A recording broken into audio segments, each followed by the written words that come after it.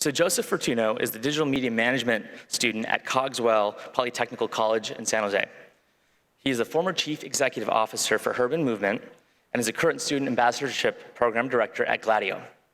Born in 1996, Joseph grew up in Hercules, California. His parents divorced when he was young, and he adapted to a complicated family life. While he stayed with his mother in Hercules, his father moved to Slidell, Louisiana, until his sophomore year.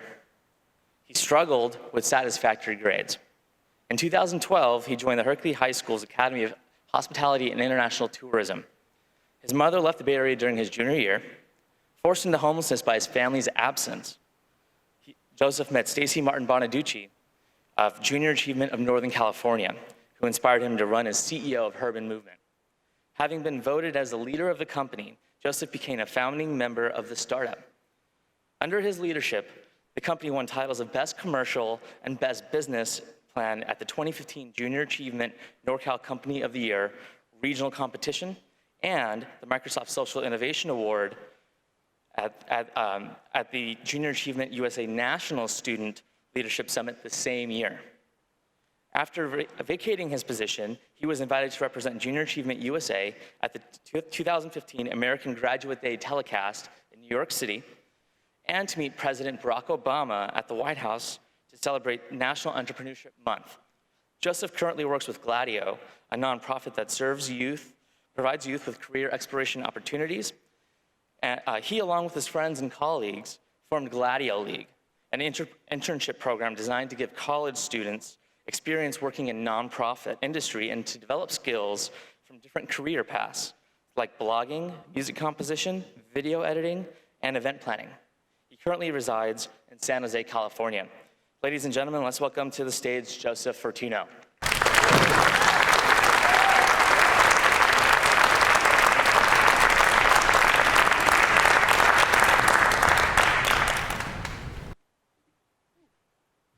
Thank you for the kind words. Hey everyone. First of all, thank you for having me, and thank you so much for being here. I am so honored to be opening this amazing event today. You know, when I first found out that I was opening this event, I immediately jumped out of bed at around 2 in the morning and started typing what to say. Word after word, sentence after sentence, draft after draft. I did my best to make this as perfect as I can. Now, I've always used my platform to platform and influence to speak about important subjects close to my heart. With a loud noise coming from the political side of things, we may be unaware of social issues that affect our community, especially here in my home district. Let me tell you about some statistics that I learned while working with Gladio.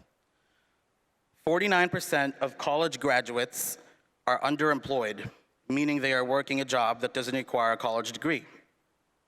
The African American jobless rate is still twice of that of Caucasians, and Hispanics are underrepresented in higher paying industry sectors. Why? First of all, there are no easy ways for people to learn about various career paths and the education, skills, experience, network, and best practice steps that it takes to pursue and succeed in that path. Second, students without built-in connections from parents or community members lack access to a professional career network. And there is little connection between companies or industries looking for skilled workers and young people who might be cultivated to become future members of that workforce. Lastly, how many young African Americans and women are still not pursuing STEM degrees or careers in technology, media, or finance because they don't see or know anyone like that or like them in that field, or because they believe it is out of their reach? Many industries grossly lack diversity. Negative stereotypes still plague the community and the media, and there's limited awareness of relatable success stories of careers that exist for all. Let me tell you about my story. I grew up in a small town called Hercules and graduated from Hercules High School last year, where the demographics are 46% Asian, 26% African American, 17% Hispanic, and 8% white. As a lower classman, I had one goal: to major with a film degree and become a big shot Hollywood director. This goal, of course, is based on what knowledge I had and predicted on my own, and everything I did at that time was actually centered around where I wanted to go, because I thought I knew who I wanted to be, and I thought that I knew which path to take. Here are some things I didn't know. According to the 2015 Hollywood Diversity Report, minorities remain underrepresented on every front in the entertainment industry. From the 700 top grossing films, there were only 19 directors of Asian descent, meaning just 2.4 of recent top grossing films were directed by Asians. Now, what place would a 5'4" openly gay Filipino-American kid from a small town that no one knows about in East Bay have in Hollywood? No one told me this until halfway through my high school career. You know, at some point I just gave up on school altogether because I didn't think I could make it. I was doing bad in all my classes. Everyone else was in a sport or a club or at least knew what they wanted to do, but there I was with my janky camcorder and a trial of Sony Vegas Pro, editing videos I make with my friends. And you know what, I suck at math, I can't do STEM, I hate chemistry. Most of my friends have a set career path, but that's only because that's what their parents did. But I didn't want to be a teacher or nurse or work in IT. And then, as if everything wasn't as bad as it could be, my mom told me that we were moving away from Hercules. The Bay Area, specifically the East Bay, is where I grew up. My friends are here, my family's here, my roots are here, and I didn't want to go. So my mom said, just figure out how you're going to survive. She went with her new husband and decided to move to Clear Lake, California. And I had to struggle on my own. How, Mom? I'm a high schooler. I am halfway through my high school career. I don't have a job. I don't have any money. My dad could barely afford to survive on his own. He had like one room, and I have a sister who also didn't want to go with her. But she told me to just figure it out. So I said, Dad, you know, just take care of my baby sister. I'll figure it out on my own. Where am I going to stay? What am I going to eat? How would I go to school? These are things that kept me awake in the nights I spent between my friends' couches. I didn't have a dream anymore. That went away. I didn't have a family to go home to, a job that gave me money. I had a leather couch and whatever clothes I packed. But something inside me knew that I had to change the way I think. I can't be like this forever. I know that I'm destined to do better. I can feel it. I can believe it. This semester, I learned a very important trick in my business communications class in college. I learned about the importance of declaring something with I am. So what my professor did was she asked everyone in the class what they wanted to be. And at the end of the exercise, we all declared what we want to do with I am. Something about declaring what you want to do versus what you want to become is empowering. It's like carving your dreams on a stone. You know, in the middle of me being homeless, Chef Lourdes Sampaio introduced me to Stacy Martin Bonaducci, she's right there, of Junior Achieve in Northern California. And she told me that she wanted to establish a startup right here in Hercules High School. And Chef Sampaio thought that I would be a perfect candidate to run as the chief executive officer. Given that I didn't have much going on, I said, okay, right, whatever. I need a distraction from sleeping on this couch. And so, along with fellow Academy students from the Academy of Hospitality and International Tourism, we built a startup called Urban Movement. Now, little did I know what I was getting myself into, because in 2 weeks from that day, there was a regional competition that we were expected to participate in. And the other companies that were there were sponsored by eBay and PayPal, and they've been running for months with a lot of data to present. And then here we were with limited skills of the industry, no product to show, no data to show, no statistics or anything really to present the judges. But you know what? We told ourselves that we can still do it, but at the end of the day, no matter how much we fought, we lost. Then, I remember before I left that building in Mountain View, it was Intuit, I looked around and I told my team members, I am not gonna fail you. 1 year from now, we are gonna come back and we're gonna win. So for a whole year, we did our best to fulfill that promise. Becky Ross and Marcia Tomasi introduced us to people who are willing to manufacture a first product, a cookbook encyclopedia hybrid written by my fellow Academy students. Beth Javins of the Richmond Convention and Visitors Bureau gave us a space to network and market our products at events, and even offered internships to some of us where we made important connections and developed necessary skills. In 3 months that we were operational, we sold all of our cookbooks and then donated 40% of all of that to the California Autism Foundation and a family in Kenya who we bought for a lifelong supply of clean water, school supplies, and even farm animals. And you know what? A year later, we went back to Mountain View, and we didn't win one.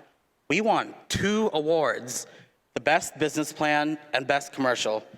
And then I thought to myself, now that I fulfilled my promise, what's next?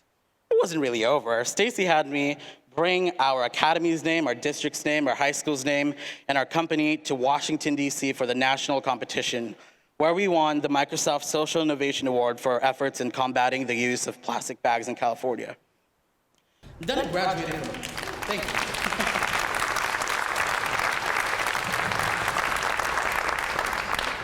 You know, a lot of people who graduate from high school say they're never gonna come back because they had a bad experience at school.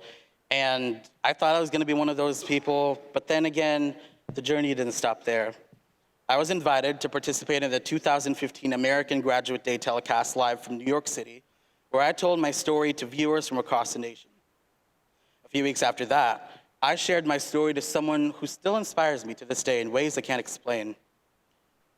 In Washington, D.C., Oval Office, I told President Barack Obama about my story. This all began when I declared, I am.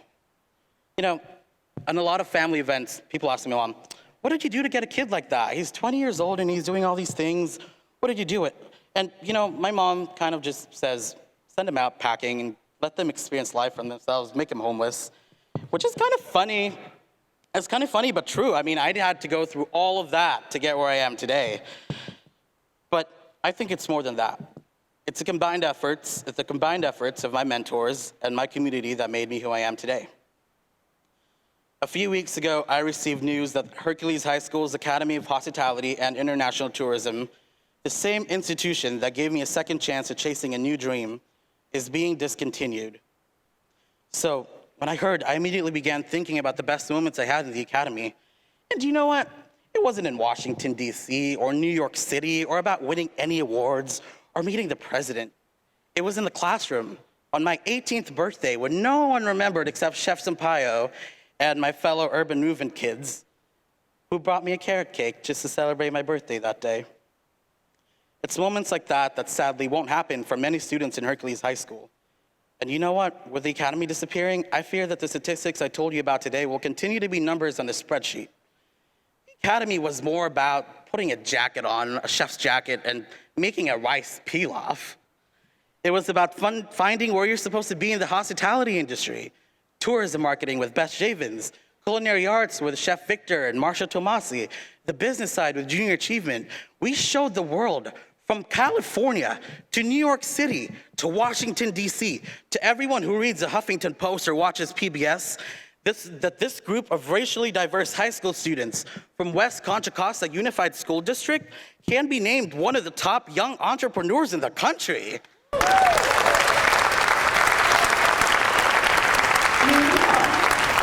We have proven to many people that with hard work, a second chance, inspiration, and motivation can come great opportunities. And it all begins when you say, I am. Because we need more Mahal Williamses, more Alexander Walker Griffins, more Tiffany Gonzalez's, and more Joseph Fortunos in the world to show people that you don't necessarily have to be the same skin tone or sexual orientation or religion, the same religion as someone to be successful. And now that I graduated from this district, my new job is to inspire my generation to show each other that regardless of who you are, if you dream hard enough and work hard enough, you can make an impact in the world. I will continue to use my platform to inspire change wherever I go, because you taught me that, East Bay. So today I'm declaring a new purpose. I am an example of what hard work, motivation, proper guidance, and a little push can make a student from WCCUSD become. Because you know what I believe? I believe that our community should work together to make those statistics history, right? I believe that with I believe that with more participation from the business community, we can give students like I was a little hope for the future. I believe that instead of cutting them, we should make more career academies to open students to new opportunities and help them believe that they can achieve what they dream about, like the Academy of Hospitality and International Tourism did for me. So I encourage all of you, find a struggling high school student out there and give them a second chance. Thank you so much to this community for helping me reach my dreams. Let's make more Josephs happen. Thank you.